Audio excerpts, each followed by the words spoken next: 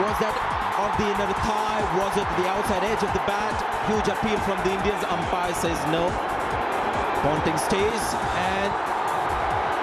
to have a little dialogue with Sree. 10 overs gone, 67 for 1. Topic of frosty relationships, there was no love lost between Australia and India during their World Cup warm-up game. Indian paceman Sree has been labelled a loose cannon after a heated clash with Ricky Ponting, in which he indicated the Aussie skipper was a loser with a capital L. Yeah. There it is. Her. Well, Sree is barking mad. Yeah. He used to be a break dancer when he was a kid, and he's as much a break dancer as a cricketer. And he's landed on his head, did he? Even 2 years ago, Harbhajan Singh got suspended for before he left the field, he belted Sree. He said, "I can't stand your crap anymore," and he got suspended for 2 games. But he does have this about him: he's got spirit, and he really rattles the Australians. Some blokes that sledge the Australians just laugh him off. Yeah. This kid, for some He gets reason, under their skin. really annoys him. Oh, well, that's all right. I like that's that. why the other Indians in the dressing room wind him up, say, "Mate, no, you're right today. You know, don't take your pills." They probably feed him crap. They probably say, "You know what Ricky Ponting said?" and just feed him some story so that he'd go off like a firecracker. But I got to say it, he's the new Indian. You know, we in the old days when Mohammed Azharuddin did press conference, it was down there like this.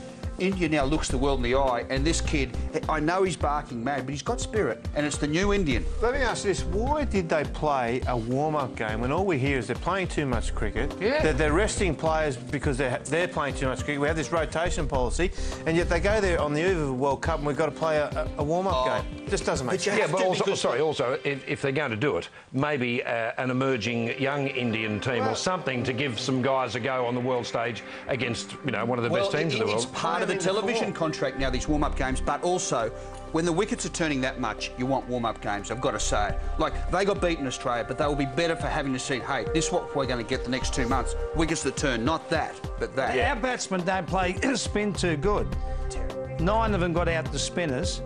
That's a problem. Yeah. Bigger problem, we haven't got a spinner. That's it. And you know, I tell you what... It's just the beauty of our selection. This will sound ridiculous and you laugh at me, but big spinning wickets can be really hard to bowl on for a spinner because they spin everywhere and shoot off, and blokes just... If you're this much off, you can shoot off the pitch and blokes can hook you and pull you and all this. That's craziest challenge. He's just not accurate enough, you know what I mean? Like, goodness me, I keep watching him. He's our only genuine spirit, Jason Crozier. Who's a part-timer that can have a go? Look, David Hussey. Yeah, I'll tip him to have a reasonable tournament. And for the punters out there, if you want a couple of little bets, Ricky Ponting to be our top run scorer. He goes beautifully fresh, Keddy. When he's had a little break, he just comes out jumping everywhere. And Bangladesh...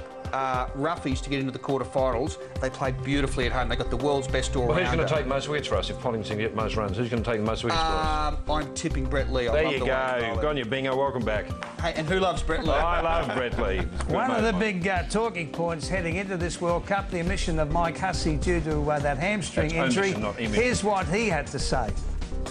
The precedent's sort of been set from the last time with Andrew Symonds.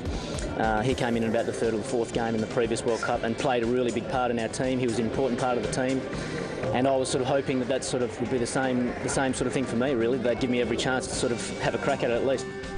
Yep. They had your guts, with that. No, it is hard to argue.